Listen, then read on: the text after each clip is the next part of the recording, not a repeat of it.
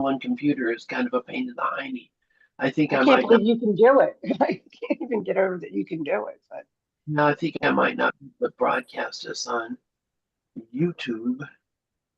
Uh, but let me see. What a pain in the hiney this is. You know what? I'm just going to play something else on on Zoom on Gather on the radio.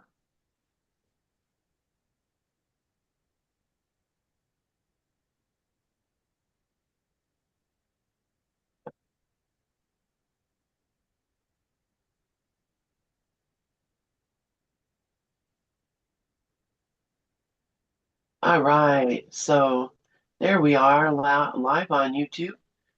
Sharon and all, and we're here to read from Ken Wapnick. And so I'm going to go ahead and get the book up. And yeah, I had to put something else on Gather.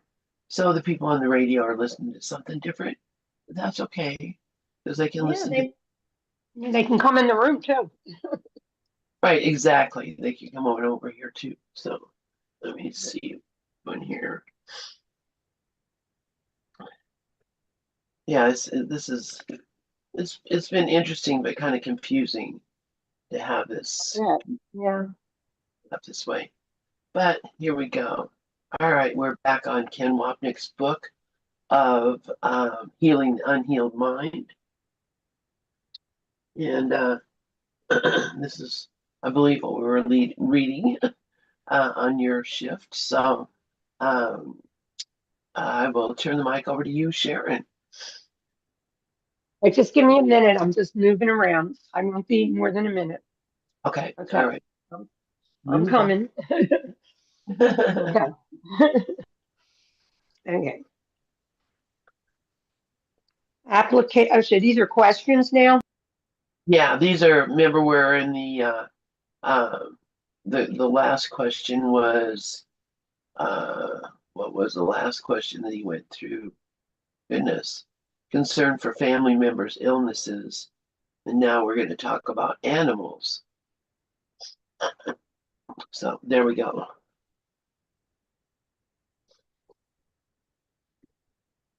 All right, can you see the screen?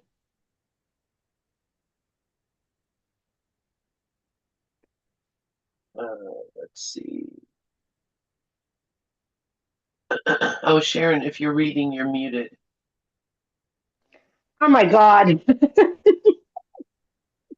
I think I'm getting old, Lynn. I'm a veterinarian and I work with animals. Sorry. Okay. Is it appropriate to approach this pretty much the same way with animals?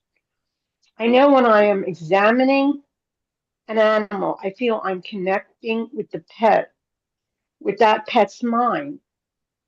Do we assume they have the same type of framework that is in their minds? Decision to suffer. Okay. Well, he's saying absolutely, but I think we're projecting those animals. So whatever our mind's doing, they're gonna, like my mind when I walk my dog is, I start thinking thoughts about him, and so it's always me, right? Because he doesn't have that kind of consciousness. So I don't know. Let's see what he says. Absolutely, there's a passage that comes in the form of a prayer saying, "How holy is the smallest grain of sand when it recognized as being part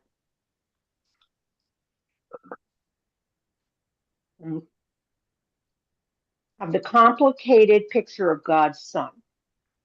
This has nothing to do with form. Remember, what I began with, form and content, a form as lifeless as this lectern, watch, or book. The first law of chaos is that there's a hierarchy of illusions. That same section from which I quoted that part about painting rosy lips upon a skeleton says, there is no life outside of heaven. In the arrogance of our madness, we think there is a distinction between animals and inanimate. Imagine the absurdity of that. We actually think there's a difference. There's no life outside of heaven. There can be no hierarchy of illusions. Nothing is alive here. As an adult attending as an adult attending a puppet show with a little child, you know that the table, chair, and puppet that is sitting in the chair are all the same. Now, I just want to say, because of essence, we do kind of have life, because life's essence does have a lot liveliness to the awareness. Life awareness is alive. The universe is alive, and the universe is conscious. So, how do you can explain if I'm wrong, Lynn? Because I don't mind being wrong. I just want to know. Exactly what he's saying right here. That's what Ken is saying. You say everything is dead here, but once we come in to consciousness and we start having a wholeness with us, then we are automatically put in to the aliveness, because it's not life like what we are in heaven, but the thing that makes this life light is the essence. Now, I don't know, am I wrong about that? Right, because look what he just said before. How holy is the smallest grain of sand when it's recognized as being a part of the completed picture of God's Son? Even a Right. little sand is the same thing as we are. So, Right. So, yeah, you're right. So then it's just like, because of God's Son, the awareness, we have this aliveness, but there's nothing outside of that, because we give life to everything. We are the right, Son of God. we are the Right. life. Yeah. So we Yes. are the life. Now I'm opening my bigger computer so I can read better. So I might be okay. You want to talk a little bit for a second? I'll come right back. I'm just opening this up just Yeah, so yeah, I can read. absolutely. So yeah, this is the enigma of all of it. We don't really know, but um, everything, of course, is made of our essence. We are the. I mean, everything is made of God. There's nothing Right. that is God, because God is everything. God is in everything I see. God is in my mind. So, Right. Yeah. so God is in the puppet. God is in the chair. God is in this grain of sand. God is in my mind. God is everywhere. But for itself to have its own life without that, it's impossible. For this body to have a life outside of God is impossible. The only place that life really is where God is, in heaven. So, either I see it as filled with the life and love of God, or I see it as a dead and inanimate object. And that includes the body, that includes the everything that we experience here. It's either alive with God or dead in the ego world. Right. Without our with. Wait a minute. What happened to me? Okay. Thanks, Lynn. That was perfect. But I don't know why, but it's like echoing my voice. So I have to get off here and come back to, hold on.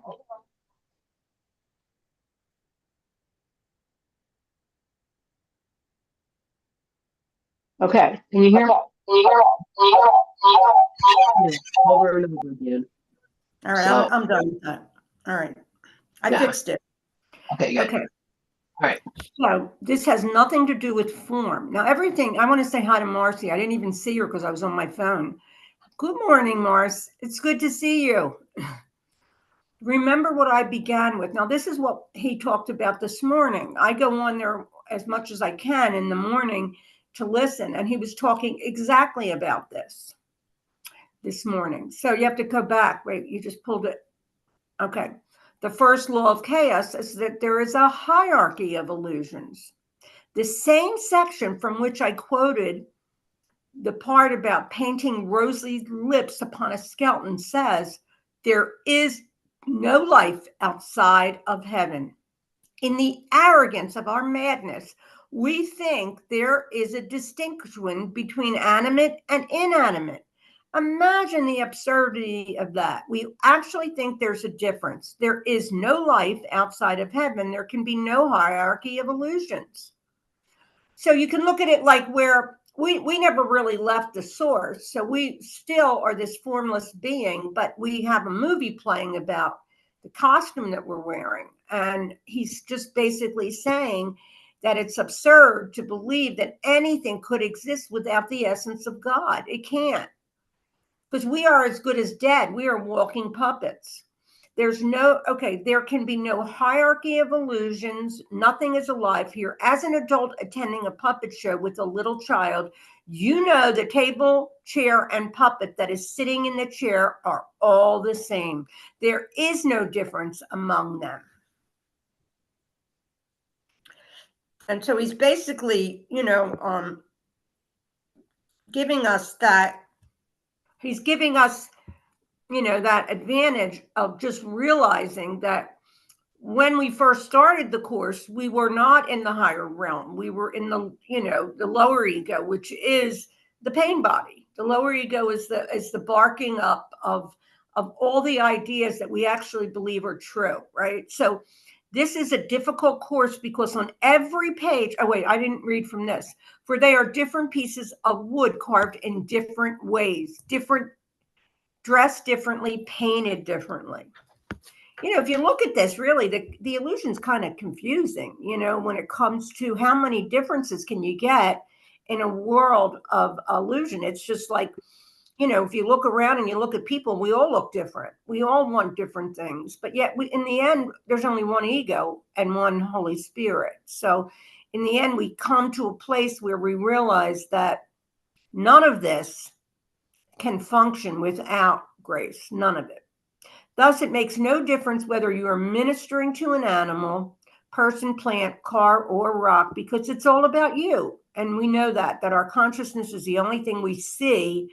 And the consciousness that I'm seeing, if I feel like someone abandoned me, then I abandon myself. If I feel like jealous of someone, then I'm denying myself something, right? Because I want it. But if it's an egoic form, we're being ridiculous, because the form is absolute mindlessness. There's nothing in the form that matters. And we all get to a place where we realize that the only thing that's going to give us peace is to release the movie and just be with the now. And that's the power of the now. The power of the now is happening now. That's where the life energy comes from. If we're back in the mind in the past and future, we are out of that, because we are back in our dream world where everything is dead. So it's all about what you have chosen in your mind and you project onto the animal, person, plant, or rock. And this is all decision making. There's no person. It's a mind, and mind is awareness, and it's grace in the sense that the holy mind brings in the aliveness. But from the ego mind, which is just thought, it's dead. It has to be dead. What would make a thought move but the essence, right? So he says an illusion is an illusion is an illusion. The smallest grain of sand is a projection of the mind's thought of separation. How can it be different from a complex mammal? And this is what we get into with animals, because, they do suffer. I mean, the way they kill some animals, it's deplorable, but it's interesting. My sister's father-in-law is dying right now, and she's frustrated that the human condition doesn't allow us just to go when we want, when we're really sick and suffering, yet we do it for animals. And that's because the whole world is insane, because the human would do, like, he's suffering now. And why does he need that? He doesn't. He can just go when he wants. And, that I think should be everyone's right. But again, in this world, you're getting nothing you're getting nothing that's not tainted, because it's always about insanity. Always. Just the fact that we even believe these things exist is insanity. So the smallest grain of sand is a projection of the mind's thought of separation. There'd be no sand, but the sand becomes alive when I put my, attention on it, and I am in that aliveness. So this is a difficult course, because on every page, Jesus is saying to us, there's nothing outside your mind. And that goes for me. It's not like, these projections, like I am projecting Lynn and Robert and Marcy and Sharon. That's my mind. I have a computer I'm projecting. Sharon is sitting in a chair. And none of it is, it comes down to just realizing you're completely meaningless here. Yet the ego mind tries to give us meaning and make us special, but there's nothing special about an ego, right? So you would make a distinction about what is alive or not alive on the screen. So why do we do it here? This is a screen too, a screen onto which we project a decision of one of two thought systems. And that's where he says one or the other. And then we go to the next one. You have to move wrong or right-minded one. It is the simplicity of choice that leads Jesus to say that this course is simple and easy. And that's when you get to a place where you can really see yourself as the decision maker and that you're making a decision in every moment. Do we choose to be hallucinating and just dreaming, or do we want to be here in the moment, the only realness that exists, right? So there's nothing but these two alternatives, and that's all we need, But to pick one of the alternatives, sometimes there has to be like a desire for truth, and also coming through us is the truth, because as we progress on this path, that's what happens. The I am presence is alive. When you are right-minded, you are peaceful no matter what you are doing, or whom you are with. Everything is the same. It does not matter what the symptoms are that confront you. Everything and everyone is the same, because everyone and everything is an illusion. Now, this is like the only teaching that really talks about hallucinating. You can say we're projecting, but it's the way the dream is. Like at night, when you go to sleep, you're hallucinating another dream. And sometimes it's a repeat of how you lived during the day, a little bit different. But we're so happy that we're sleeping and it's a dream, right? Oh, there you are. Okay, Morris. Yeah. If you want to read, let me know, because I would love readers too. I'd like to hear everybody. And, last night, Marcy, we had we read Robert's work, and I would say it's neck and neck with Ken's. It's so fabulous, his work. So that's what I was doing last night. But, what he's doing is, Robert is just coming from the higher self, the holy mind, right? So you are projecting what is within you. Projection makes perception. The unhealed healer thinks that there are situations and problems out there that require intervention. At that point, it is unhealed healers who need intervention, needing to be reminded that they are minds. And that's the most important part for me right now, is to realize that I've never been Sharon. I'm a mind, and I projected this character, but the mind is a choice. And the decision-making mind is the thing that's always deciding whether it's angry. If we go into the ego, it's going to be angry and it's going to want things to change. If we go to the holy mind, we are just in the higher self observing. So should there be a change in the patient's condition, if we are able to bring the illusion to truth, wouldn't we expect that patient to be helped? And he says, of course. So when he's saying I could see peace instead of this, regardless of what is going on in bodies, and that's because the peace is here. God's right here, right now. All of our mind is connected to the source. So he's basically saying, pay attention here. You are God, or your God consciousness, really.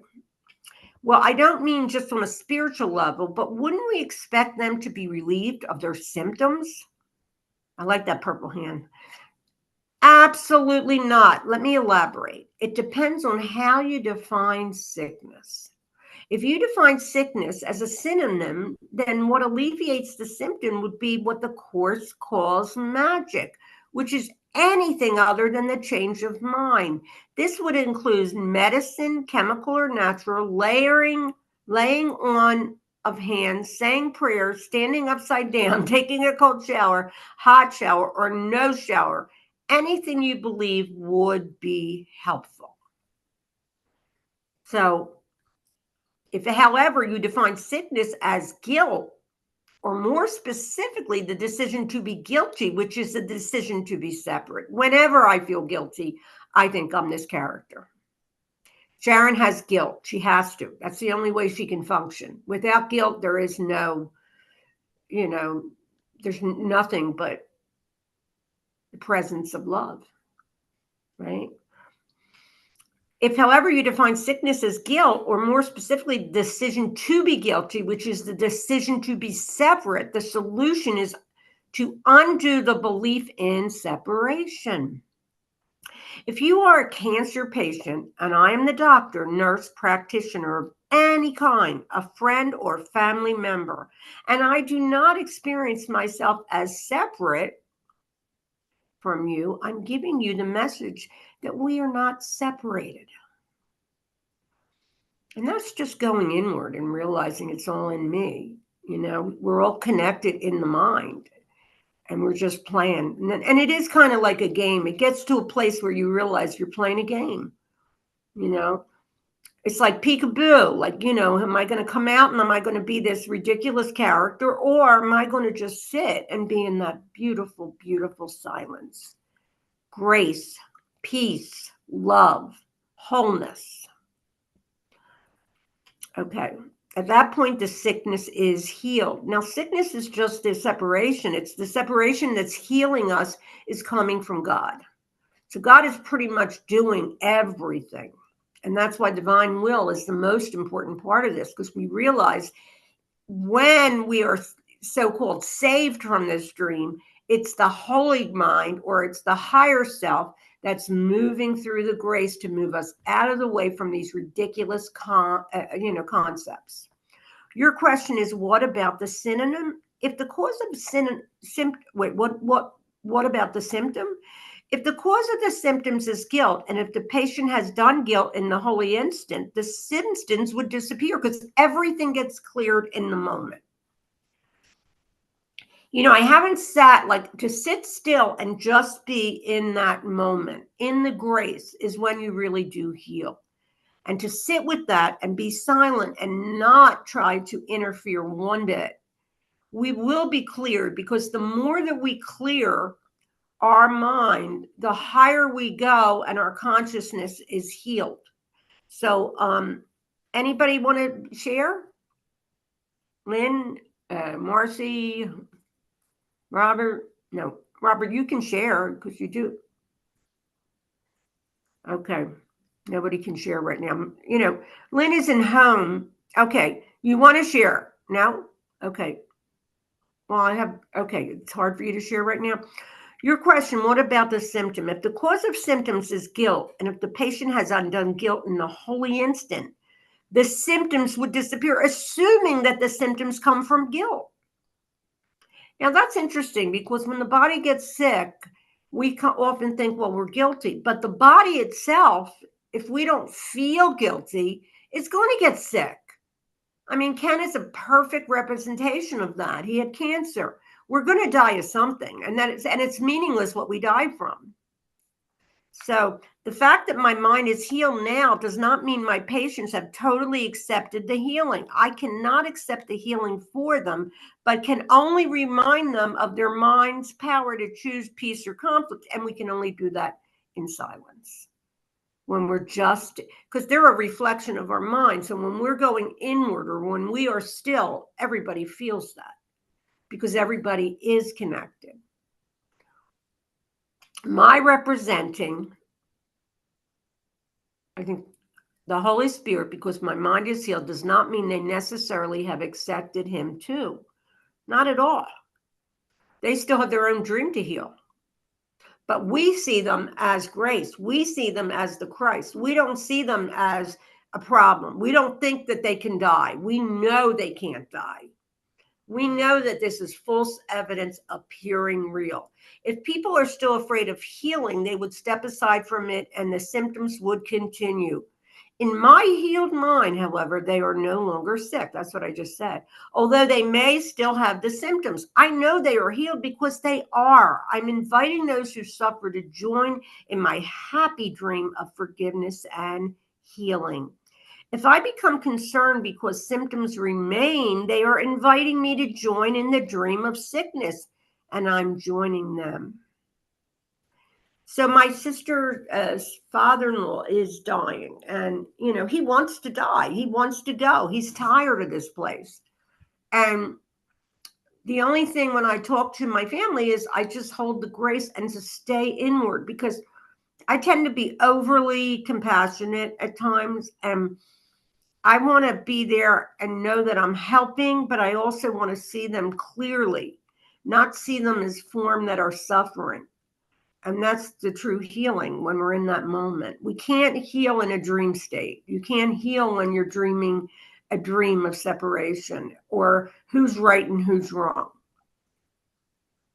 And I think for me, I think there was a lot of resistance in that dream. Well, the ego doesn't want this. The ego does not want us to find out that none of this is real. And a lot of times in my mind, I'm afraid of the ego, but the ego is nothing. The ego is just thought, right? And it's crazy. If I'm becoming concerned because symptoms remain, they're inviting me to join in their dream of sickness. And once we do that, we're back in separation. What comes up for me in response to that is that if you right-mindedly deal with the illusion, there is no longer a separate mind deciding on its own to be. Oh, Lynn's hands up. All right, let me just finish this and then you'll take it. To be. Okay, before we go on to this next question, I've been trying to attract your attention, but it's like apparently I'm not being heard well or something. But if I'm good, or hello? No, I'm here, but I don't know why you moved over to this. Wait a minute. I got to get this out of the way because I can't see the whole picture now. Wait a minute. Hold on. I want to speak. I want to say something. I'm just wondering if you can hear me. I can hear you. Oh, I can hear you. Oh, okay. I thought you were not hearing me at all, and I'm like, what is going on? Is my mic not working? I just moved my mic. No, I'm hearing you, but it's hard to be at someone else's house. It really is, because you're not used to it. What comes up for me in response to that is if you right-mindedly deal with the illusion, there's no longer a separate mind deciding on its own to be. I haven't said what I wanted to say. Oh, sorry. And I'm like, hello, that's what I'm saying. Can you actually hear me? And no, I can't hear the whole thing. No. Yeah, my hand is up, and I had to go figure out how to get my hand up, but my hand is up, and so okay, so yes, and if I can remember now what I was going to say. This is hilarious. It's like, oh my gosh. I do feel like job. I mean, you're still doing a great job. So there you go. Well, yeah, no, I'm not concerned about that. What I was going to say though is that it's our perception of sickness that's the problem. It's not that we become sick or well, depending on my definition of what sick or well is, because it's my definition, it's my perception. So sickness is anything that's a defense against the truth of what I am.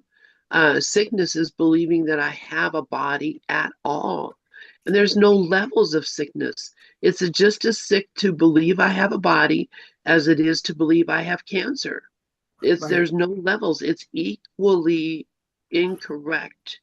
So the idea that that what we call physical symptoms have any meaning at all is it's on one level it's ridiculous. On another level, it's quite true. So the symptoms reflect something that we experience in our dream as a guilty, something that we feel guilty about. And that's why that Carl Jung thing was so compelling, because he spent his whole life then looking at every projection and Right. asking, what does this say about my mind? What am I thinking? What is the and for us, knowing that it's all guilt that is causing the projection, then look at, what am I feeling guilty about here that is causing this discomfort. However, you will go down a rabbit hole that's endless if you start digging into, where do I feel guilty, because it's about everything we feel Separation, really. It's just we're separation. guilt, because we're experiencing a sense of separation, and a Right. sense of separation can only cause guilt. So, just go no further. Recognize that, as Jesus tells us multiple times, many times throughout the course, that the healing is joining with your brother uh, in complete unqualified love, just being with them as they are. The Holy Son of God together. That's when healing occurs. So, if the only sin, the only problem is a sense of separation, and that's the only thing that needs to be healed, then that's where we can be focusing our thoughts and efforts. So, uh, relieving symptoms, looking at, what is the symptom and how can I relieve it, is really kind of a uh, a red herring. It doesn't have Yeah. any. It's all it is just wasting your time. Basically, you're just spending time doing or trying to undo the dream, when the only thing that needs to be done is to join with your brother in un, pure love. No conditions, no qualifications. It just is love, and not in spite of, not because of. It's just to be loving them, because that's what God does, and we're joining God in God's will. When I join in alignment with God and God's will, I am healed, because healing is um, just that shift. And the body itself could be, I could be like Stephen Hawking and have a healed mind. There is, and having a healed mind, having being healing the world, and look at what he was able to heal the world from, through his condition and his uh, practice of, I'm sure, forgiveness, because that just appeared to be his demeanor. So, so basically, this whole idea of healing has nothing to do with the body. It has only to do with the mind. And Gloria and I were reading that Mind Spirit yesterday from the clarification of terms. It really gives you a good understanding of what the mind is, and what the mind is capable of doing. So anyway, that's really what I had to say about this. This whole idea of physical healing is a joke, because there is no physical illness. That's all a story. So anyway, okay, put my hand I love down. that you just shared that, because there's a lot of people, including me, that need to hear that again and again. Yeah, You me know, too. yeah. So, because the body is, I've heard a lot of people, including me, say, I want to heal my this and I want to heal. That isn't where it's going. It's always the mind. The mind is making the decision to be separate. So it's kind of like, well, if the mind is making that decision, we got to change our mind. We got to change our mind from seeing separation and hell, because that's what we are seeing. It's not so bad, the ego. The ego is bad. If you look at the world You know, I was listening to The Power of Now, Eckhart Tolle's book, and basically this whole process, it's wonderful in a group because we were learning through each other, but it's also important to look at what am I avoiding when I'm not just sitting here right now and not being, just being, because that's really all that's here is the beingness. So, yeah. Anyway, you want to go on or you want me to? Whatever you want. I'll read. Okay. So, question. What comes up for me in response to that is that if you right-mindedly deal with the illusion, there is no longer a separate mind deciding on its own to be, oh, I'm turning the wrong thing here. You need to get that to the right place. There we go. Sick or not. Answer. That is correct. My healed mind knows better, but you still have the freedom to choose not to identify with the healed mind. While I know that you are not sick, if you are not willing at this point to accept the healing and accept that what the right mind is saying is true, you will deny the healing. By the same token, we would all agree that Jesus accepted the atonement. That may be all well and good for him, we would say, but we still feel we are bodies stuck here, still getting sick and becoming angry, growing old and dying. But his mind is healed. Well, our minds are healed too, except we are still choosing against the healing. And just let me just say, as I was reading this, what occurred to me is, yeah, oh, gee, poor me, I feel my body's sick and dying. And here Jesus is getting beat up, kicked, thrown stones at, um, whipped with a whip, uh, all this stuff he's going through, and then eventually crucified. And he, what you could say, well, that was all well and good for him. But yeah, it was all well and good for him. He did not mind it. It was not because the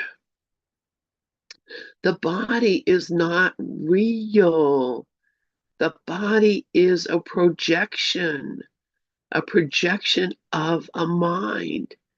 And so the body, you can put nails through the hands, you can whip, you can tear it apart, you can do anything to it. It's not real. It's a thing in a dream. It's no more real than the body that you have in the dream. In the dream, you're flying around. In the dream, you're doing things that are defying anything that you can do in the quote real world. But it's a dream.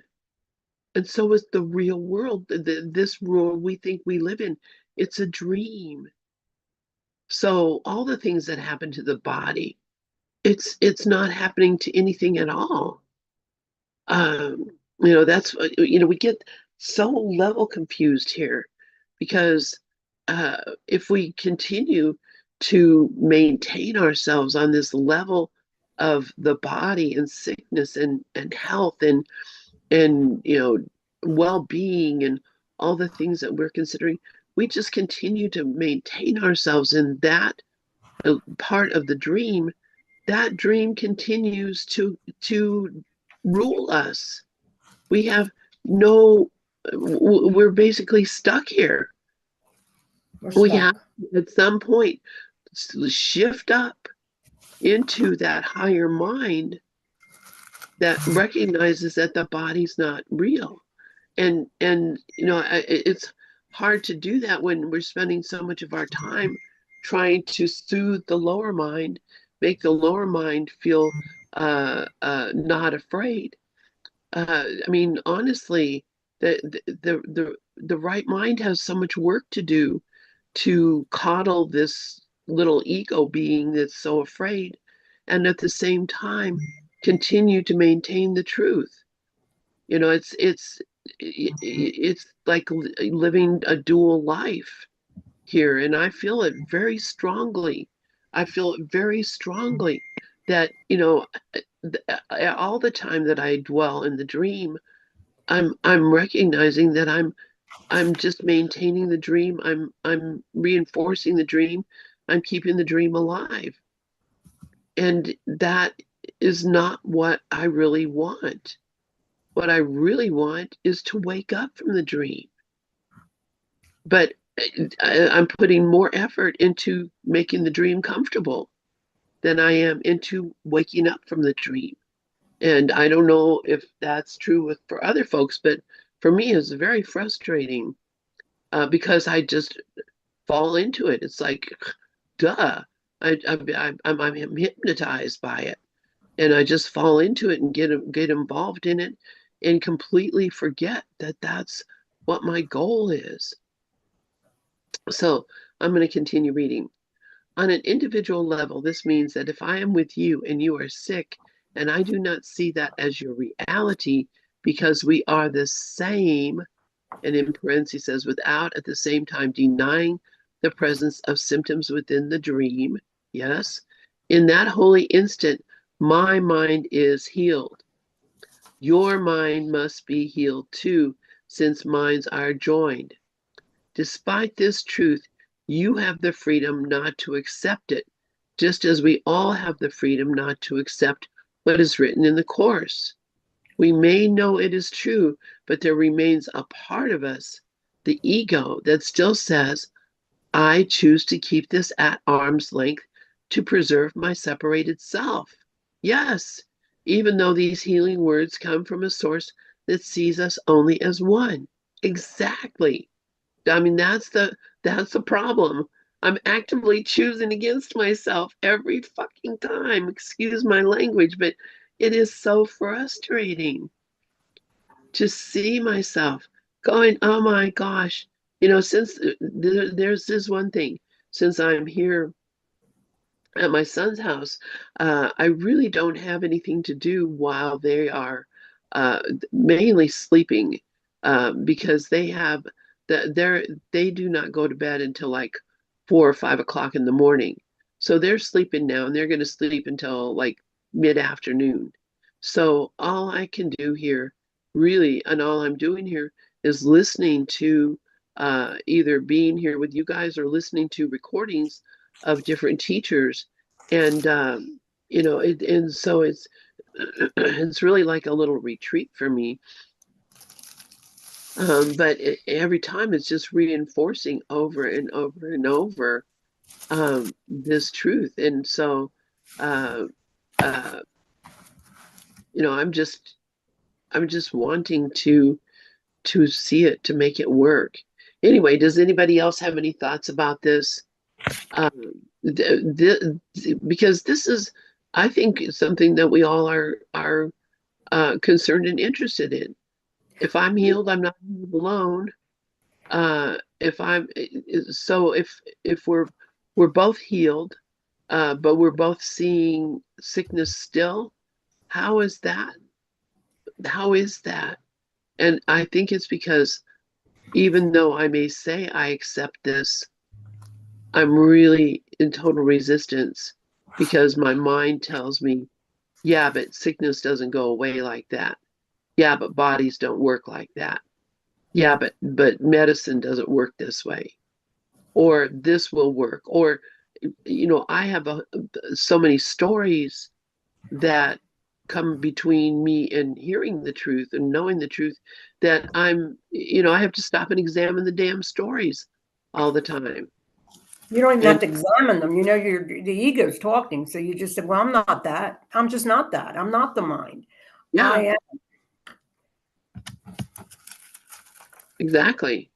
There's like a love of the mind for some reason. And, Jesus says it, that we're mesmerized by this mind. We think it's really fun. But is it fun or is it insane? And I would say it's insane. At least right now we can see that it is insane. And, everybody's playing their part to bring a higher consciousness into the world, and so it's kind of like the bad guys are really the good guys if we look at them as playing a part rather than, because they're the same as us, they're all the Christ. So Yeah. the thing is that when we hate, we are hurting ourselves, and that's what we have to get. When somebody's really hateful, we kind of just forgive it because they're not doing it on purpose. They're being lived. The ego lives through everything. So, Well, they're believing their own thoughts. yeah, they're believing the thoughts. Yeah. Yeah. And we all I mean, have that's the whole thoughts. thing. Yeah. I We all, just, yeah. do I believe my thoughts or not? Are they my thoughts? No, they're not. This is a good book. It really is. It's a really good book. It just, because what he's doing is he's like, the only attention that we need to heal is to look at what the unhealed mind's doing, because the spirit is always healed. So anyway, go ahead. Sorry. Okay. So, then the next question, I would think that seeing the truth at that level would trump the illusion. Yeah. Answer, yes, if your mind is healed. But there is yet a part of you that fears the truth. And so you hold the healing off because you know that if you accept it, everything about your ego, everything special with which you identify, is false. Right. This can lead you to sincerely say, I am not quite ready for this yet. I've been dragging my heels with that for how many years? I'm not ready for that. Years, because it's just this like motion picture. So I don't really even look at it as years. What I look at it as is just, when we look upon the ego and we think we're that, we are going to end up in hell. Because then and then I have to admit that I'm a victim, because there's a perverse love for the victim mentality, because this part of the dream is victim consciousness. That's what we've been actually lived to be, victims. Anyway, go ahead. I'm sorry. Yeah. Oh no, absolutely. So that's and yeah, I agree with you.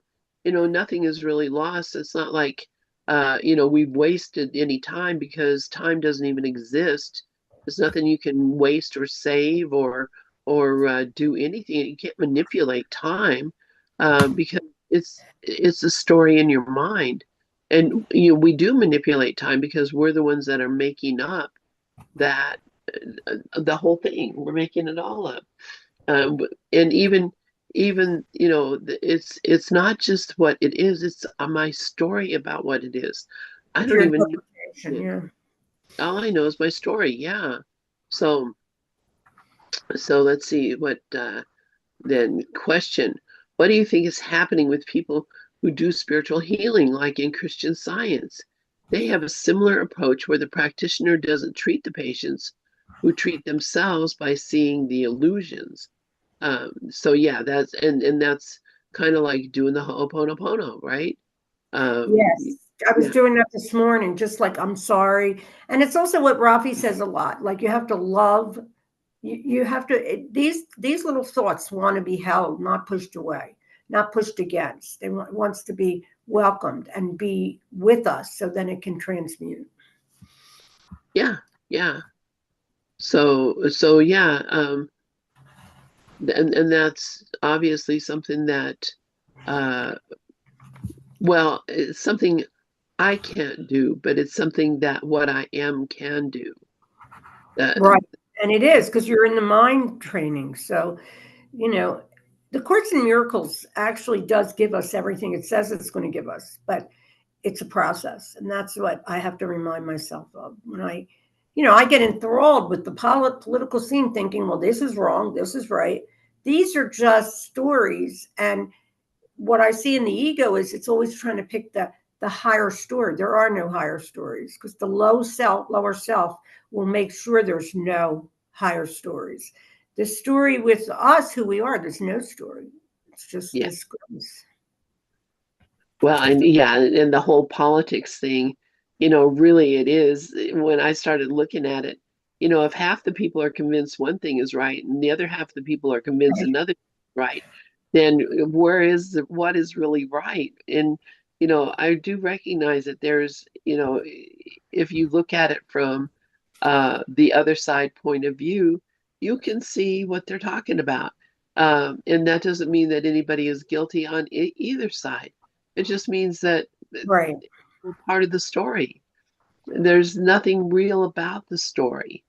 And we're the ones that say, oh, well, I'm morally opposed, or or a good person would think this, or whatever. I mean, that's just some judgmental bullshit, really, because what I consider good, talk about something like abortion, which, and you speak about that amongst some people, and they just go, "Oh my God, no, whoa, this is terrible, killing babies." But if nothing, there is no difference from God's point of view, of us, whether we're in a body or not. God doesn't see us either way. So God doesn't see us being in the body of an infant or a baby or a person. That's not what we are, and never have been, and never will be. Why would you be upset about something that doesn't even exist, and could never be? Enough to that you would want to, hurt somebody, hurt your brother, hurt somebody, because of it. The reality of it is, even if it were like a little baby soul coming in, hanging out for a little bit, and then being, the body, dying, and the baby soul go back to heaven, to God. Isn't that a pretty picture? Back up in heaven with God. I never really left. And the fact is, there's nobody coming or going. There's nobody coming or going. There's Right. no here or there. What we are is in heaven, in perfect holiness, not coming out here and being a baby, or an adult, or a person, or an animal, or a grain of sand, or anything. Nothing's coming out here being these things. This is all just a story. And again, so back to that, if the story says, you know, I I don't want to have a baby, or I'm going to have a baby. I don't want to have a baby. I'll make sure I don't have a baby. Uh, that's all part of the plan. It has nothing to do with, am I a good person or a bad person? Does the baby deserve to live or not? Nobody deserves to live in this. This is like hell, you know. It is hell. I wanted to say that, my sister-in-law's son died about a month ago, and it was Mhm. sudden. It was sudden. He didn't have anything that was going to make him die that they knew of. They knew that he was struggling in certain health issues, but he suddenly had a massive heart attack. Now, this is a month ago. She's doing like so well. You know what she said is, Sharon, everybody's going to die. And, she's so Christian. She doesn't even study any non duality. She doesn't want that. She's been Christian, um, you know, it must be Catholicism. I don't even know because she doesn't talk religion. But she is doing so well. I spoke to her last night and I said, "How are you?" She goes, "I'm great."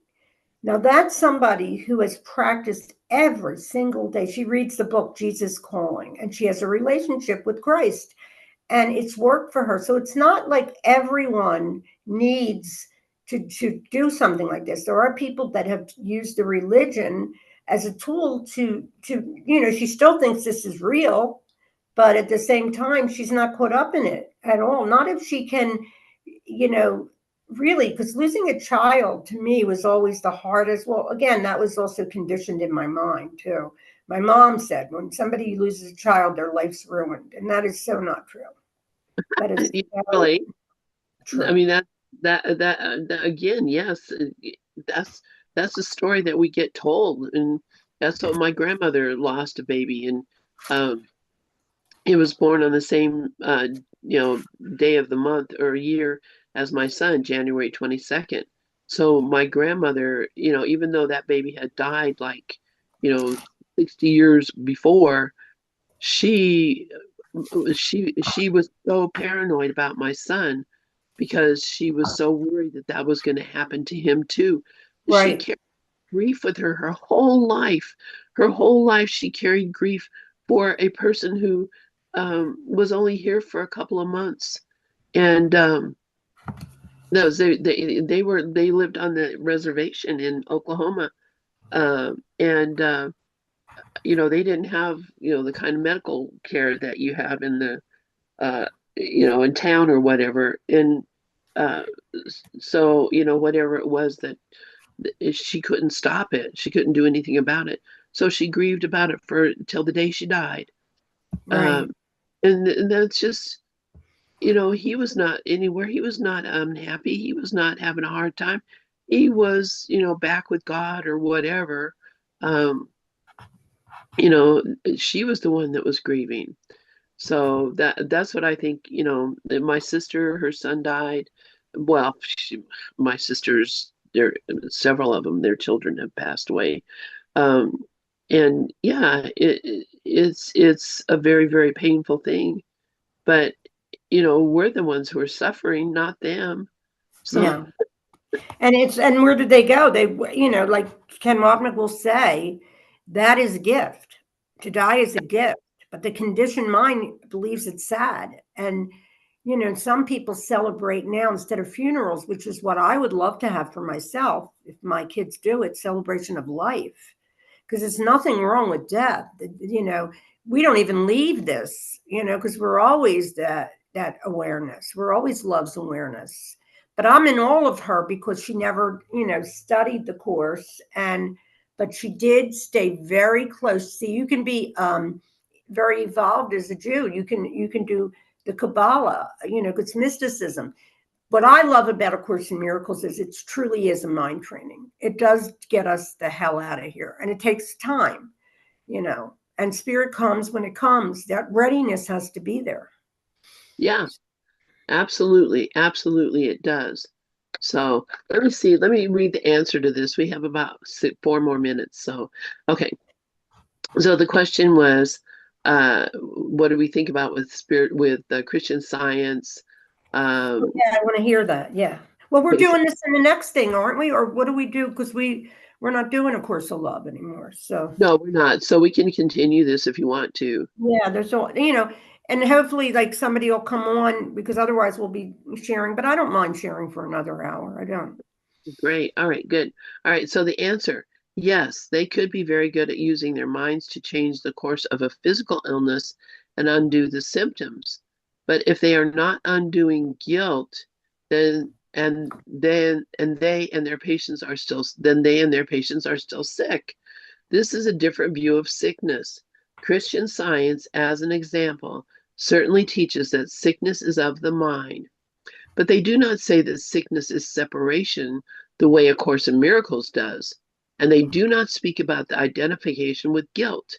And certainly they do not really deal with our resistance to accepting the truth of the mind's power. Many people are quite adept at demonstrating that the mind is more powerful than the body. Long years of practice and discipline can help you stay underwater for 30 minutes, walk on burning coals, and levitate. But none of this will bring you closer to heaven. Showing that the mind is more powerful than the body can be impressive and even helpful, but it does not undo guilt. Oh, This is, of yeah, course, that in. does not yeah, it doesn't undo. That's the problem. Like, I know some Christian, practitioners that are Christian Scientists that follow that. In fact, I don't know Nook's partner, the woman that teaches with her, but she's a Christian Scientist. I know that. And the advantage is that you're already on a path where you can get healed. Because what I grew up with was all medicine. My father was a pharmaceutical salesman. My grandfather was a pharmacist. So it was like, take Coxir, take Paracord. So there's an advantage to the Christian Science. But at the same time, it's not undoing this sucker that we don't want. That thorn, to remove a thorn is really what we want to do. We want to get the thorns out. Because the thorns, every thought is a thorn, really. I mean, if I say I don't know what anything is for, that's really, more of a observation. But what I'm training or what I'm doing now is looking at the mystery. Can I really say I don't know what anything is for and be comfortable with that? Well, I'm starting to get comfortable with that because it's kind of like this is a mystery. There's nothing here that we know. And the only thinking mind believes it knows what's going on, and it really doesn't. Because it's an interpretation of something that has no meaning. So Absolutely, absolutely. Um, let's see. I'm looking for, I think oh no, this computer does not have my Dropbox on it. Okay. That's because I use the other computer for this all the time. So what I was gonna do, I think I might play a quick song and You know, it's a pretty song too. After that, hi Deb. A pretty song would be like, "Let Go of the Shore." I love that song. That's such a, you introduced me to that song. yeah, oh yeah, there's so many beautiful songs. Let's see. Well, for one thing, Robert played a song yesterday. It was gorgeous. It was beautiful. I loved it. Yeah, it's a matter of getting ones that we can play without getting dinged with copyright Right. issues with because yeah, they're sticklers. But I have some from my nephew that I will play. I'm just gonna play a couple of songs real quick, and this is he has a group is called the Unseen Collective, and so let's see. Oh wait, that's not what I want. So remember that. Here we go.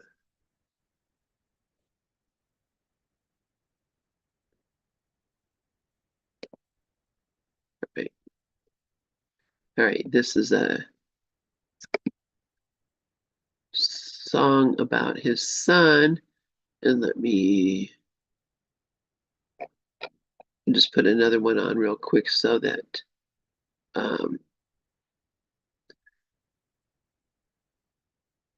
yeah, okay, here we go. Yeah, this is real sweet. Bingo, bingo. His son had muscular dystrophy, Duchenne's muscular dystrophy, and he passed away at the age of 12. So his name is Sammy, and his birthday is the same day as my birthday. So anyway, here we go. I held your hand that final night. Didn't know it'd be the last goodbye. You were more than breath, more than dreams. You were the rhythm to my heartbeat. They say time heals, but time just hides the ache that lives behind my eyes. I still cry where no one sees, still beg God just to let you speak. I won't waste a second, not a breath. Life's too short to forget those who loved without fear, who gave even when it cost tears. Empower the broken, uplift the weak.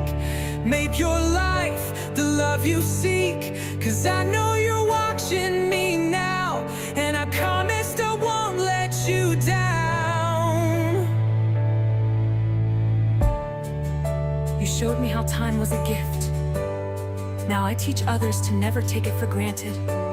Because of you, I choose to love louder. You taught me that moments matter.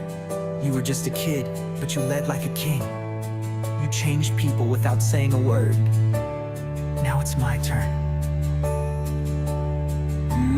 Yes, Lord. Every hug, every I love you means more now than I ever knew. So I hold my family a little tighter.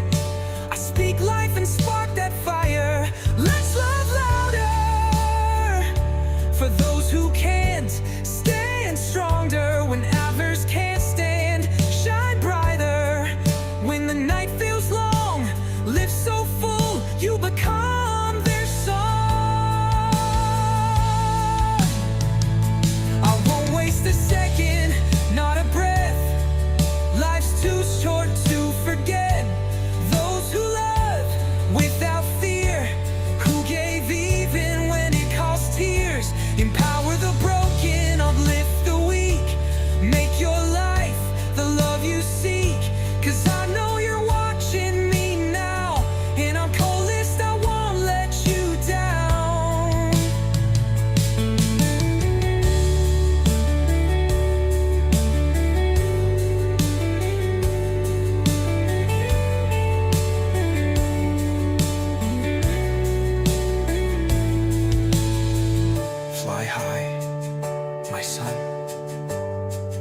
still lead me with every heartbeat.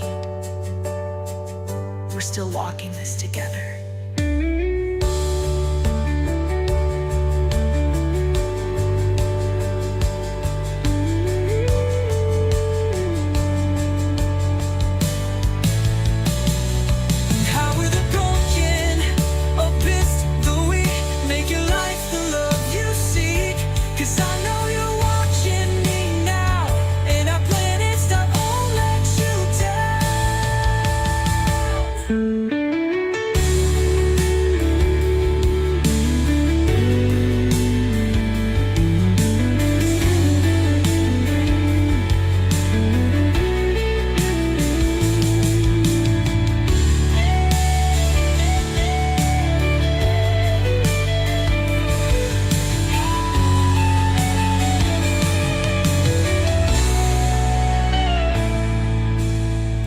Every hug, every I love you means more now than I ever knew. So I hold my family a little tighter.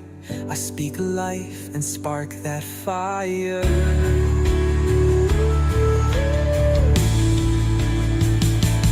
Every hug, every I love you means more now than I ever knew. So I hold my family a little tighter. I speak life and spark that fire.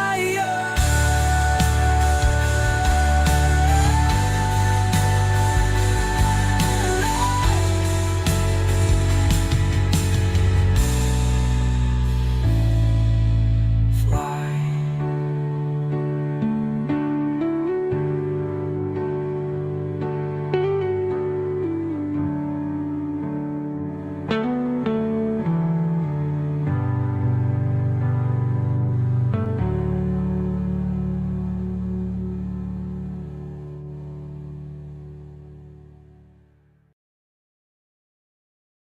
Now I'm all weepy. Oh my goodness. That's beautiful. Yeah, man, I'll tell you what, that kid, he is so good. And he is in the Lions Club International. He's kind of a leader, I guess, in that. And they go all over the world and do, I mean, it's amazing the stuff that they do. I'm not sure if you're familiar with the Lions Club, but they have they Right. it used to be the like if you go in the store and they have a thing up there, if you have any old glasses to put them in the box, and they would collect glasses, and then they would take them. They then redo them for people all over the world who can't afford glasses. And oh my gosh, they just it's a stunning organization for uh, just being good to people, for people. It's here. Let me show you something here. Is that okay? All right, here's a video he made. And, no, I'm going to turn this into a commercial for Lions Club, but I swear to God, it's an amazing organization, and it is not left wing, right wing. It is just people coming together to help other people. So.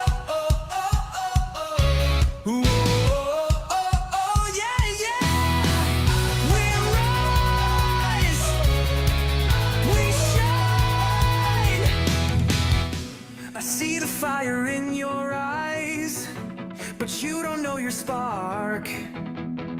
You're stronger than you realize. You've had it from the start. Oh, we've all been lost, we've all been low, but together, yeah, we rise, yeah, we glow. One voice alone can make a sound, but a chorus shakes the ground. We lift each other, stand up tall. Together we can break down walls. When rise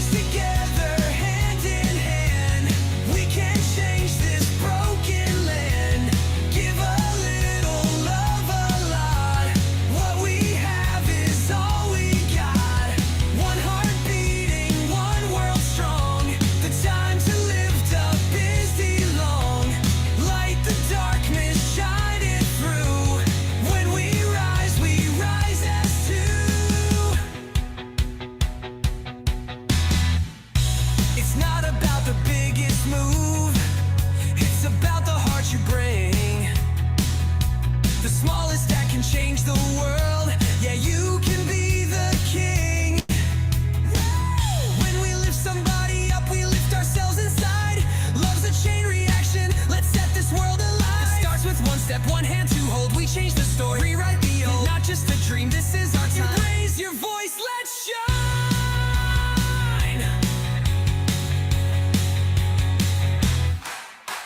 Rise together, hand in hand. We can change this broken land. Give a little, love a lot.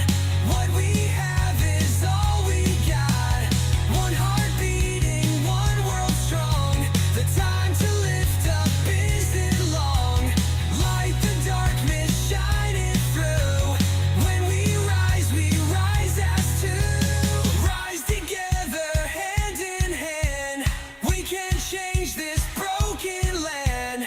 Give a little, love a lot. What we have is all we got. One heart beating, one world strong. The time to lift up isn't long.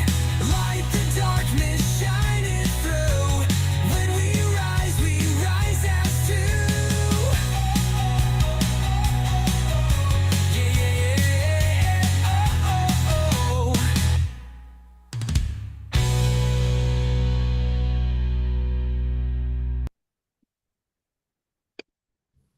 Perfect. Yeah, it is that cool. He wrote that song and made that, but they go all over the world and they build schools and they have a health um, where they give inoculations. They do all kinds of stuff all over the world, and you see it's like volunteer people, and it's not like young people, or it's a lot of people, retired people, who just give time out of their lives to go around the world and help people. So Oh, I love that I know, it's so sweet. It just blows me away that this kid is just has such a heart, and not a Course in Miracles student at all. Nah, just a person who's had some experiences in his life.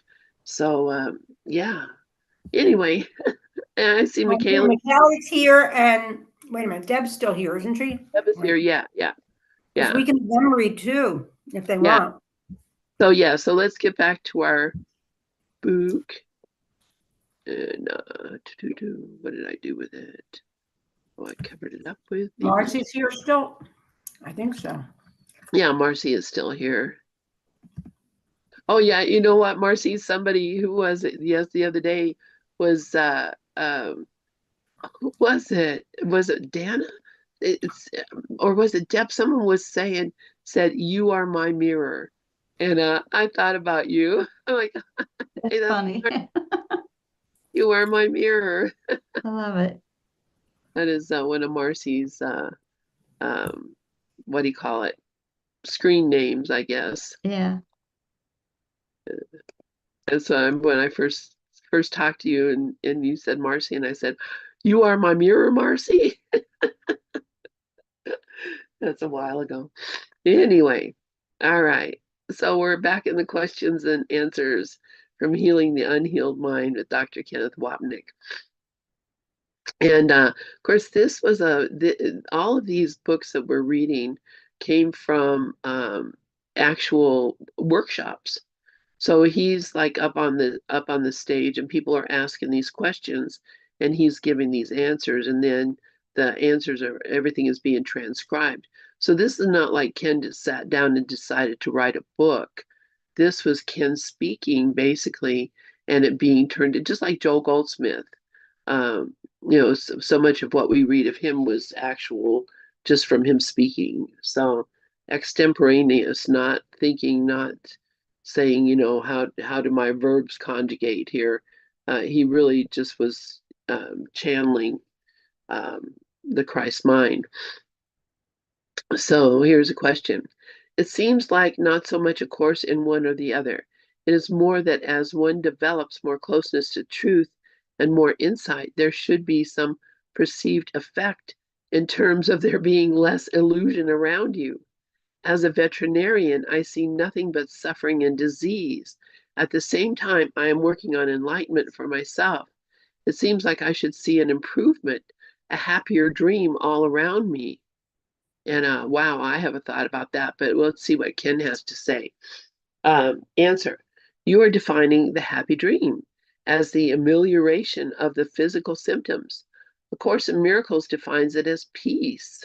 So this is the difference. We're defining the happy dream as everything's going to be all right. But A Course in Miracles defines a happy dream as peace. Yes, what you are saying would make sense if you redefine your expectations. For example, if your mind is healed or you are on the road to becoming healed, next would be that you uh, become more peaceful, kind, and loving, less judgmental, angry, and depressed. People around you then would experience this from you, and that would be a call that invites them likewise to become more peaceful and less angry. And I just have to say that is absolutely the truth. That I find that in my own life as I become less fearful, less judgmental, less angry, less depressed, more joyful, more peaceful, more loving, more kind, then that basically emanates from you. When you are like that, people experience you that way. And when you bring the calm into the room, wherever you go is the peace, then people around you become more peaceful and less angry, because you basically change the whole vibration of any situation that you go into.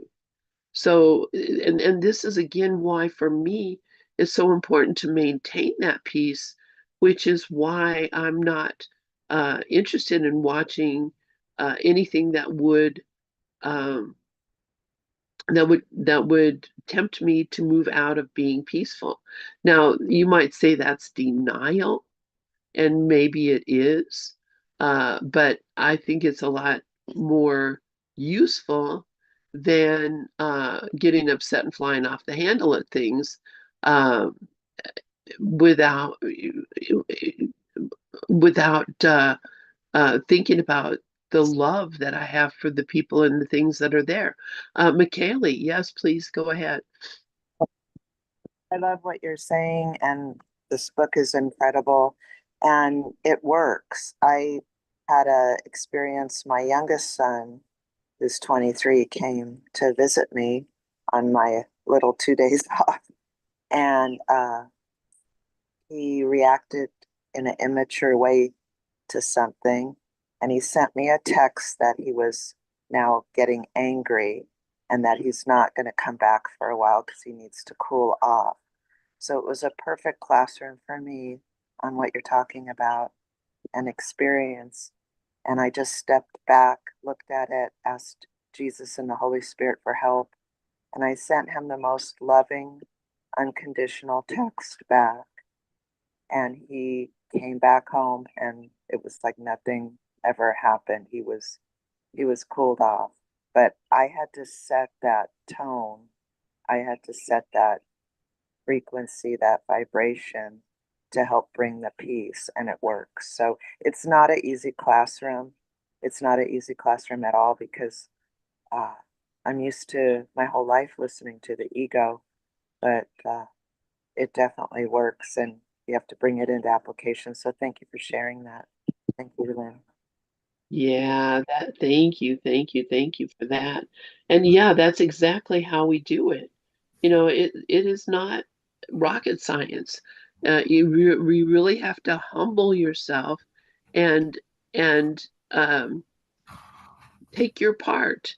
If your part is to be a healer, which, if you ever say that prayer, I'm here only to be truly helpful. Um, I'm here to represent him who sent me. I don't have to worry about what to say or what to do because he who sent me will direct me. I'm content to be wherever he wishes, knowing that he goes there with me and I will be healed as I let him teach me to heal. And that's what we're being healed as we're being taught to heal. And we're being healed through becoming the peaceful, loving mind that is the mind of the Son of God. I love that because I would even imagine that he probably doesn't even remember what he was upset about. That's what happens to me. A lot of times people will completely forget that they were even upset in the first place. When I do my practice, and I definitely, I believe that that's what's happening. When I'm doing my practice of forgiveness for myself and my brother in these situations, I am erasing that time from the timeline. I am collapsing that through the timeline, and what happens then is collapsing it for everybody, not just for me, not just for my brother, but for everybody. So this is why we have this uh, I don't know what you want to call it, uh, light workers, whatever we want to call ourselves. We have the availability of doing so much good in this world because we have worked hard on raising our vibration and becoming more in connection with the spirit, the Holy Spirit in our lives. And this is why, all right, you've been a Course in Miracles student for a long time. Okay, fine. Time to get out of your bullshit and start being a miracle worker now. And this is what happens. People get so caught up in that, I'm healing this and I'm doing this and I'm forgiving this and not recognizing that we're doing it not just for ourselves, but for all the world. How many times does Jesus tell us that? When you do this, you're doing it for yourself and the whole world. So having that world view, that idea that I am healing the entire sonship through this work that I'm doing should make me a lot more eager to keep doing it, because if I'm not the only one in the world that's looking around saying this place is really screwed up, this this world is really messed up, things seem to be getting worse. Well, things are not going to be getting worse unless I let them, unless that's in my mind. So my mind is things are getting better and people are becoming more aware, and there is more love in the world, and there is more peace in the world, and there's more forgiveness in the world. That's what I'm concentrating on, not on what's wrong with the world, but what is good about the world.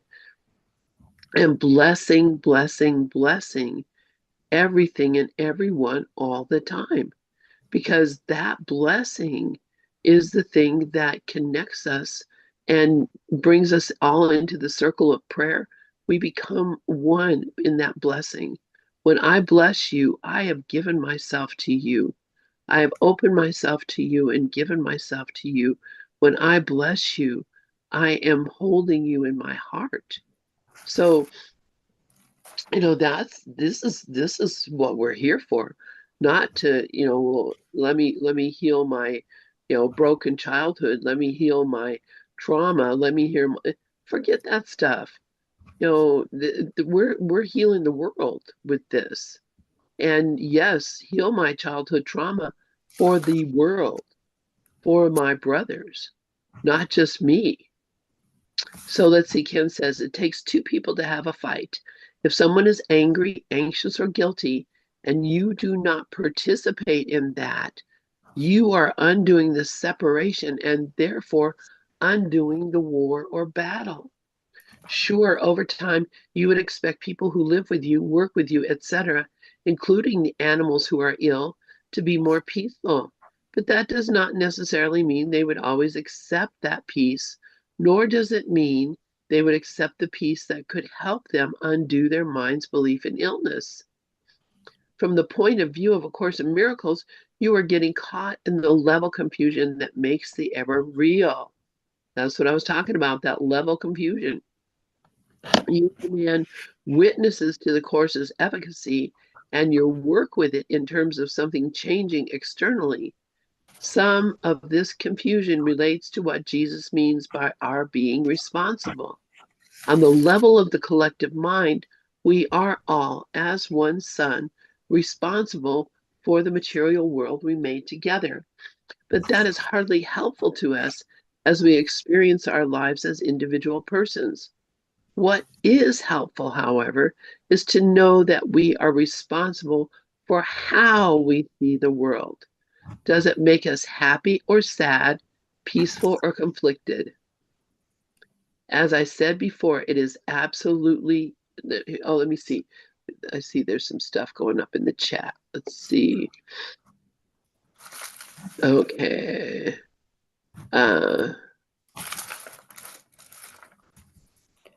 Okay, we're having a little chat about being a light worker. And Robert's offering a clickable link so that people can read his essays. That's wonderful. Thank you. All right. So, as I said before, it is absolutely essential, even if at first it is not your experience, that you read A Course in Miracles from the perspective of mind and not the personal world of your body. Otherwise, you will surely misunderstand the Course and distort its teachings. Jesus is never talking about the body.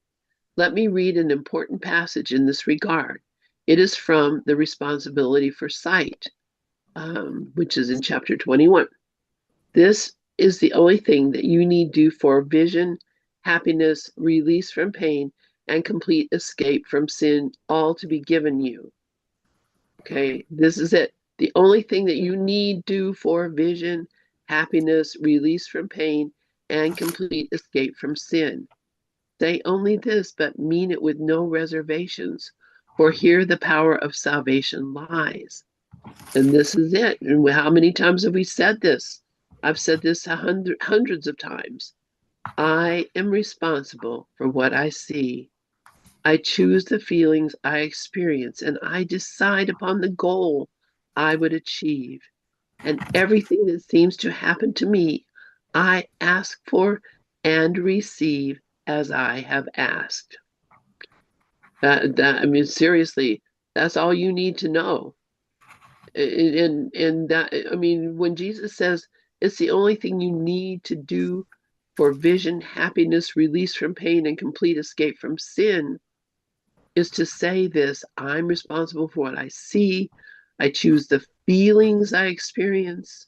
I decide upon the goal I would achieve, and everything that seems to happen to me, I ask for and receive as I have asked.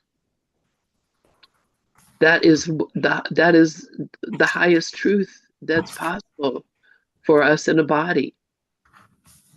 It's the only truth that's possible for us in a body, is to know that I'm the one who's making it up, and I'm deciding what it is I want to see.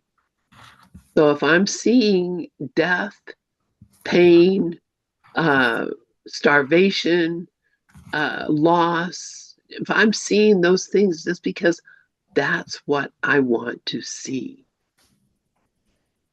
That's what I want to see. And I can choose to see something else. I can choose to look for the helpers. I can choose to look to see where there's devastation. There are people there who are doing everything they can to help and serve. There's Lions Club people coming over to leaving their cozy homes and going and staying in the desert somewhere to help these people. I can see that. That's what I prefer to see. Not that that isn't equally an illusion. It is. Yeah, it doesn't mean anything whether they're helping or they're not. But it's a reflection of love. It is. Yeah. Yeah. It's all love. So you got anything else you want to say, Sharon, please? Anybody who wants to share, please. No, I think that it's hard until now. I look at everything as my mind, and including the fact that everybody that has given me something to be upset about is really me talking to me, meaning my mind. So if I feel like anything, rage, or that's rage at Sharon. I haven't really been able to, you know, accept that I have a very, very angry part. I have a very rageful part, you know, and if you are in the sonship, you're going to have everything that everybody has. So if you're talking about a politician that's mean, you have to look and say, where was I like that? Because we've all been crazy. Yeah. And politics was really written for duality. It's about good, right, and wrong all the time. So when we take ourselves out of that and we realize that it's all happening for us, there's nothing here that can hurt us because we're dreaming and we're talking to ourselves and we're seeing only our own mind. We're seeing a reflection of the thoughts that we're still hiding. So, anybody else want to share? I don't All get to right. come in Fridays that much because I usually work. So I like it when Mickey shares too. If you're around, Mickey, I'd love to hear you because she does that on Fridays, and I love what that book says. So she might have walked away. Anyway, so go ahead, bring another thing up. Okay, yeah, so this is the next page. You want to read? If you read this carelessly, you would think Jesus is saying you're responsible for what you see in front of you. Again, that is not his point and is certainly not helpful. Now, there was a time that I actually did feel that. Like, what are they saying? They saying I wanted that person dead? No, they're really just saying, well, everything is a reflection. So how many times have I wanted this person dead? Well, there's been times that for sure. The person that's talking, yes, you know, and I've been in deep, deep mental pain. How could guilt not follow from seeing all the suffering and tragedy in the world around us? Remember that perception is interpretation. It is not what my eyes see that I'm responsible for, but the way I see it. So you really, when you look at something, the best thing you could say and the most honest thing is, I don't know, because you don't. Who we are has no capacity to ever judge a thing. Who we are is pure light. And some people call it the laughing light. The clear implication is that I'm responsible for how I see my patients. I choose the feelings I experience when I'm with those who suffer. Am I guilty, anxious, fearful, or depressed? Feeling responsible for their condition on its lack of, I can't say this word, you know that word, Lynn? Amelioration? Let me see. The formal act of making something better, improvement, progress brings with the amelioration of the human condition.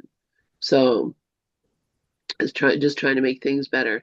Isn't that cool? Can you see the definition on there? Yes. Yeah, I love what you just did because that's a hard word. Or am I feeling peaceful? I decide upon the goal I would achieve. So it's not really what we're seeing, and it's about how we're interpreting what we're seeing, how we are looking at it, and how our minds all make up the references always coming from the past and what we've been through. You know, so some people might see something that looks horrendous, another person might see it and not feel that way. And Mickey's hand is up. Yay! Go ahead, Mickey. Go ahead. Oh, I love the reading. I read Sharon, and just wanted to say that it brought something to my mind. My mom has realized she's still very kind of one religion, but she's getting very open. And she and my stepdad, after 19 years, had divorced, and he had to take a trip to England. And she told me that, yeah, that ego is 100% hate, because she said she listened to her ego. Her ego wanted my stepdad wanted the whole plane to go down, and she said, "You know that my ego didn't care. It was so selfish. There's all these other passengers on that airplane, but I was only thinking about my husband." So you know, it's 100% hate. And It's so, hard to hear you, Mickey, because it's going in and out for me. I don't know if it is for Lynn. okay, can you hear me now? Is that Yeah. Yeah. okay? Sorry about that. Okay, I'll repeat it. So I just said, Sharon, that I love what you're talking about, and that it just brought to my mind my mom, who's still set in one religion, but she's getting very uh, open to forgiveness and asking for help.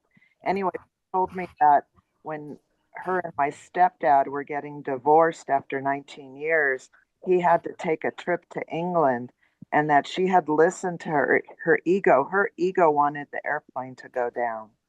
And she told me what a selfish thing she realizes that was, because not only would it have taken his life, his experience, but everyone in the plane. She was only, the ego was just Yeah. Mm-hmm.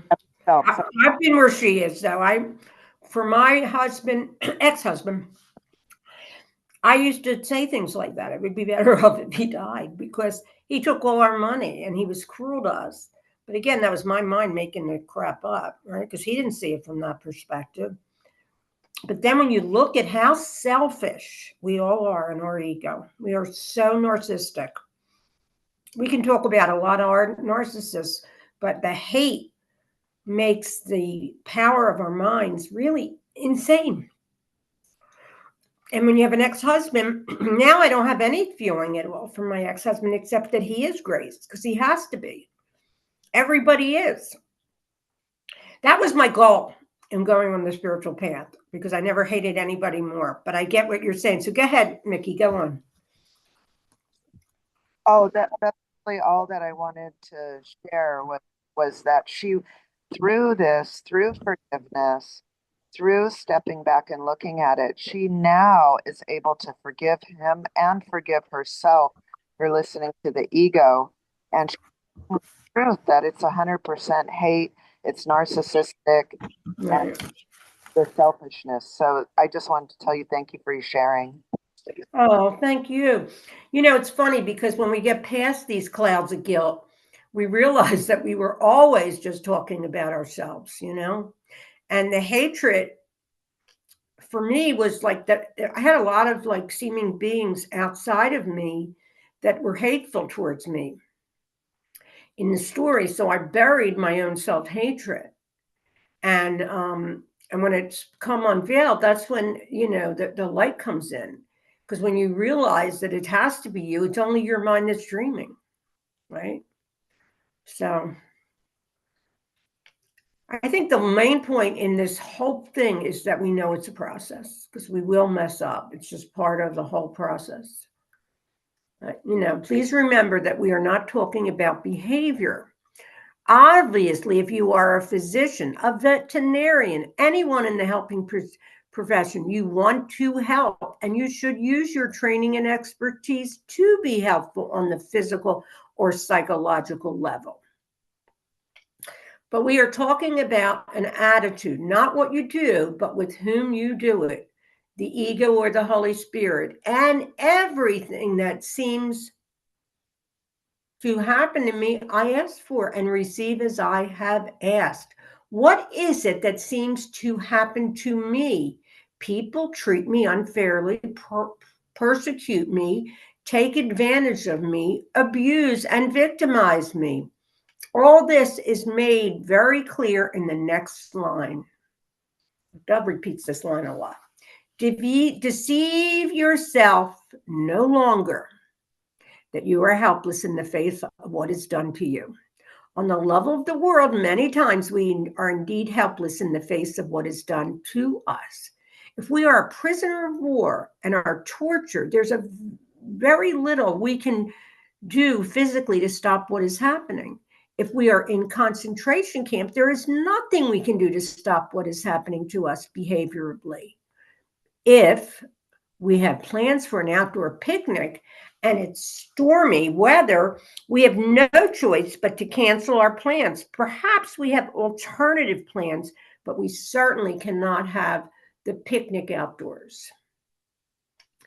Jesus is focusing on our feelings of helplessness. Deceive yourself no longer that you are helpless in the face of what is done to you. My body may be helpless, but my mind is all powerful. I can choose to remain at peace regardless of the external circumstances. I could be a physician or a veterinarian, with very little I can do for a sick person or animal. I do what I can, of course, but perhaps the illness has progressed too far.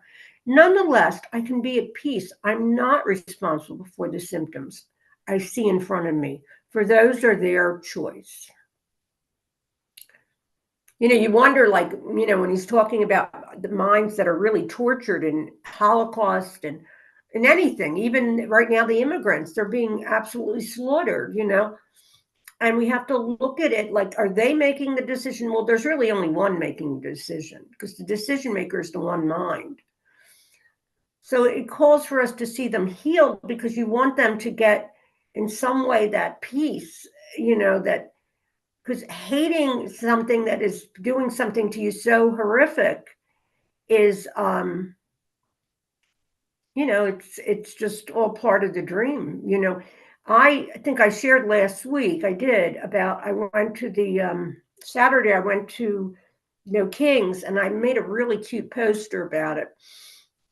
And it was really peaceful. When I tell you peaceful, these people walked in really silence, because what they're saying basically is we're all one.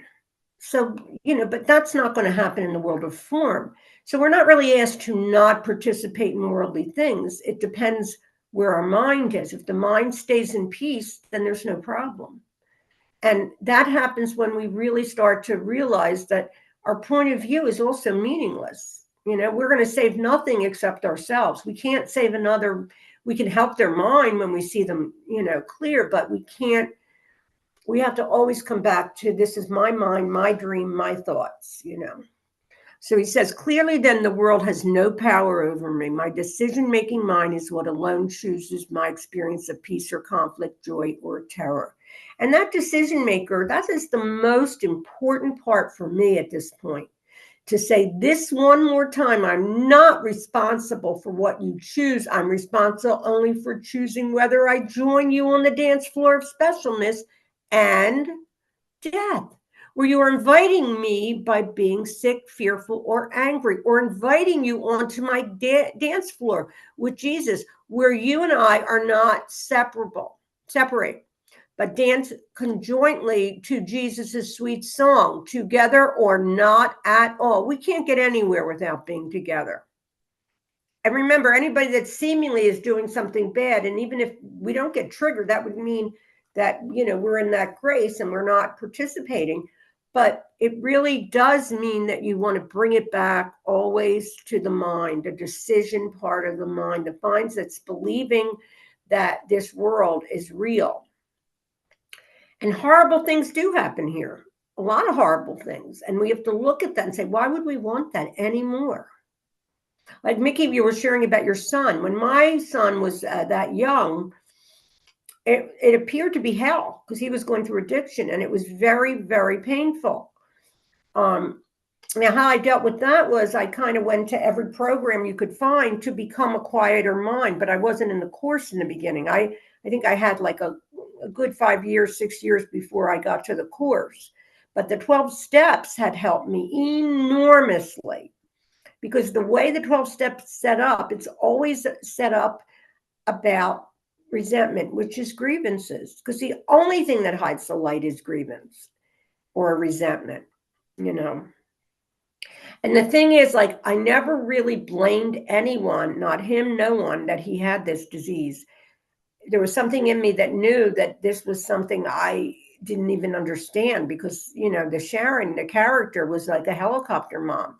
If it was raining, I'd pick them up at school. I was always very protective of my kids. So when you had your son over and you not reacting and you seeing him as grace, you healed him right in that moment, and it fell away. So it's always so good when somebody shares about them not participating in the dream. Don't participate because you're hurting them and you, right? Oh, Mickey, go ahead. I call you Mickey when Mickey's not here. You can call me if you want. I love that. Thank you. Yeah, it's, and Ken reminds us, I'm so grateful that he wrote those 2 books. And he says that the most difficult classroom here in this experience is between parents and children. So thank you for sharing that, but it was interesting because my son, just like Dove, is giving that class on, on your triggers.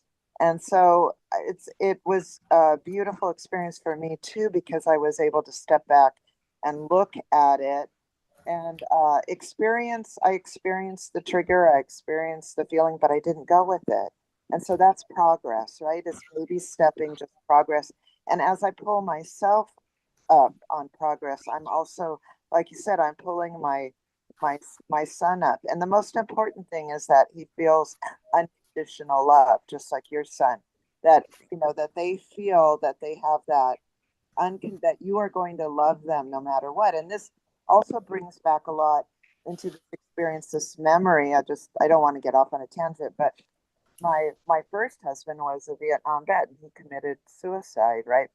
He had actually done combat duty.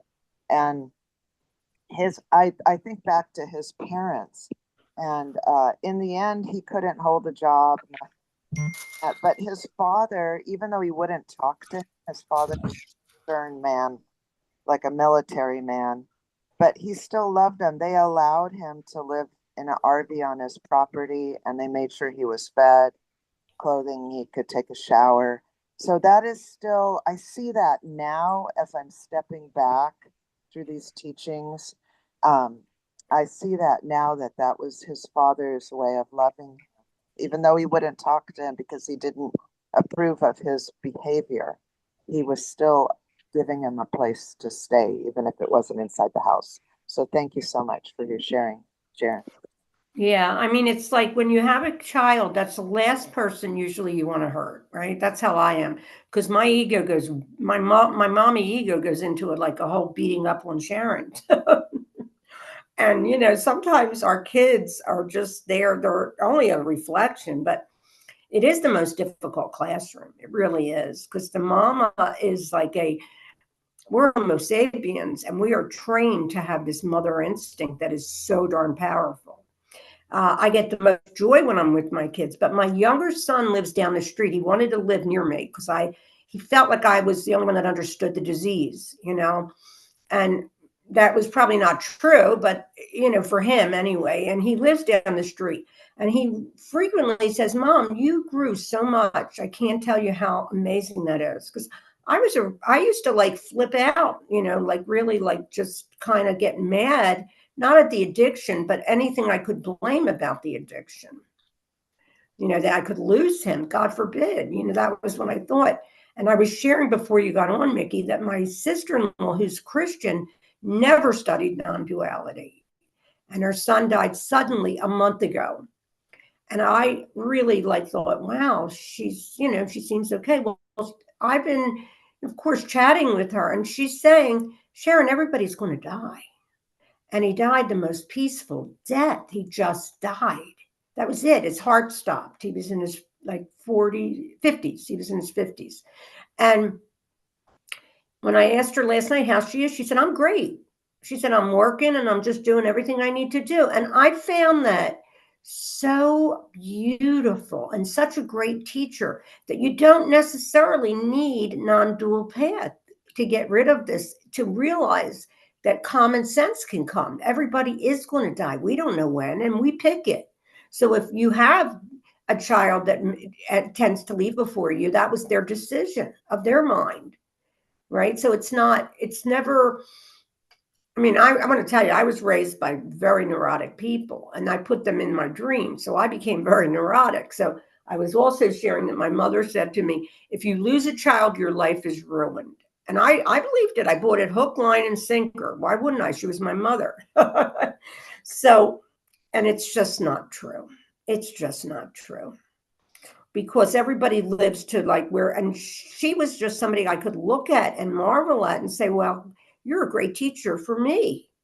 because you don't know what's going to happen to our kids. You know, we're still here physically, or we think we are anyway, or we think we're the character and we're just mind. So the mind can't die. The only thing that can die is the ego. So it's kind of like, and the ego doesn't die, it dissolves, because that's all it is. It's just thought. Anyway, anybody else want to share? Oh, Mickey, go ahead. Yes, thank you. And it's also everything's a call for love. I just wanted to say that. Yes, yes.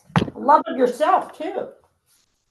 Because there's nothing, some people that know me real well say, there's one trigger you have, Sharon, and that's your kids. And what he meant by that is, if somebody would say something bad about a drug addict, I would get very like angry inside, like they don't even understand that he's not doing this on purpose.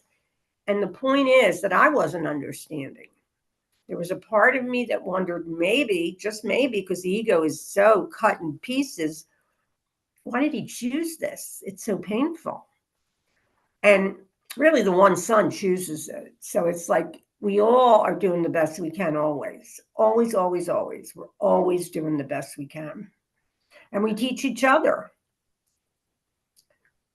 But Yeah. Lynn knows when he was sick, how I'm a crier. And I would get on here and just cry and cry and cry. And I didn't care. That was part of my healing, because it was in retrospect, it was the separation that was making me nuts. It's never about the story. So Yeah, and as we transmute that in our lives, we're transmuting it for everybody. So all that, you can't think, oh, geez, I went through all that for nothing. Because of course, to heal my own mind, but to heal the mind of the sonship, and to take out this stigma of what I do being what I am. What I do is not what I am. right. What the character of the body does is not what I am. This is a dream, and it is a script, and it is something that started. Your son's addiction started at the tiny mad idea. It was Yes. boom. It was part of that, and here's the story. And now we're in the story. We think we're in the story, but what's in the story is not what we are. We literally are watching this story, but That's all believing. we're doing. Yeah, that's all we need to do. We don't need to even, be involved. Yeah, We just stay in the light. That's it. because we're not involved. It'll go on without us. Right. It'll go on without us, with or without us. It just is moving along. So, what is my job here is not to, interact with it and make it change or try to make it change, because I can't. My job is to accept it and to let it go. Recognize that's a story, that's a story, that's a story. It doesn't change who I am. It doesn't change who he is. Doesn't change anything, because we're all the same thing. These are just characters. And the sooner we get over that whole idea of a personal responsibility for actions, which there is no person to have responsibility for the actions. This is a story, and it's a movie. It's like blaming John Wayne for something that the character that happened in the movie. It wasn't him. It's not us. So anyway, I'm going to continue reading. I think there's this one left, or no, our time is almost up. So, but I'll read this anyway. One more question, please. Let's say my career has been one where every day I get up and go to work and see disease and suffering. I have assumed it comes from the ego that has made it to hold us here, to engage us in the separation.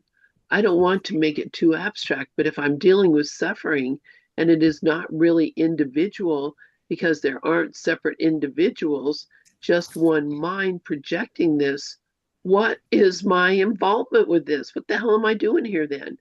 It is not something I feel I can be emotionally aloof to. And I know you weren't suggesting that, but at the same time, it does affect me. This is my reality. How can I understand disease and health in a more universal way? And Ken says, this is a very good question. and bears on the very points I have been discussing, the place where people really get confused with the Course. Part of the confusion is the metaphysics, which tells us that all this is a collective illusion that was made as a purposive act to attack God and keep him away. I will therefore first speak more metaphysically and then apply this to your specific practice as a veterinarian, which we can generalize to everyone's situation. To begin with, what confuses the issue is when we define sickness in a restricted way. The symptoms the world calls sickness or disease. However, looking at the world as A Course in Miracles does, understanding its origin and purpose, we realize that breathing reflects a sickness because breathing keeps this body alive. This keeps the limitation of love alive and contributes to keeping the world in existence. This is the attack on God, and this insane thought system is the sickness. So he's saying just breathing is, you think you can get away from it? No. This is a part of the character and the dream and the life that we think we're living. So we have to realize that all of it, every single bit of the dream is a sickness. There's not a bit of the dream. If I believe that this is what I am, that is not a sickness. It's my belief that it's what I am. So, that's why. So he says, if there's no hierarchy of illusions, the first law of chaos is that there is, which is why there is no order of difficulty in miracles, then simply being here in a body is the sickness. Being born, let alone the mind's choosing the ego, is the sickness. It is not a specific growth on your body, not a tumor or cold, not a broken limb. The mere fact that we exist as bodies means we are sick. Well, people don't come here. They say, people don't come here. They stay with God. In order to address your question satisfactorily, we have to shift our perspective entirely. This is I don't know what this is. Anyway, so this is it. Just believing I'm a body is the sickness. And the only way to heal it is to shift our perspective entirely. Everything in the world is sick, which means everything here witnesses to the reality of the separation. The fact that I take a breath every 4 or 8 seconds tells me that I believe I am in a constant state of lack or scarcity. If my true nature as spirit is abundance, I am saying that God is wrong because look, I have to breathe, I have to eat every few hours, not to mention all my other normal functioning as a body. All this is part of the sickness and disease, and we accomplish this as one son. Our collective mind chose the ego and then projected its thought system as the world, setting aside those rare people who have accepted the atonement for themselves. All who are here are sick. Well, So all there. we are. Yes, that's it. Yeah. So he goes on, and we'll continue this next week because it looks like our time is up here. Let me mark this bookmark. And How did you get to your sons? You had a ride, I guess, right? when he went to prison, or just now? Oh, Yeah. just now. Yeah, he came over to Pueblo. Him and his family came over and rented an Airbnb, and then we had a little family reunion. His son came up from because he has a son who just turned 31 in October 2nd. So he's got a 31-year-old, he's got a 3-year-old, and an 18-month-old. So Oh, that's beautiful. Like my son, Jonathan, has a 4-year-old and 2 17-year-olds. yeah. From his old, from when he was younger.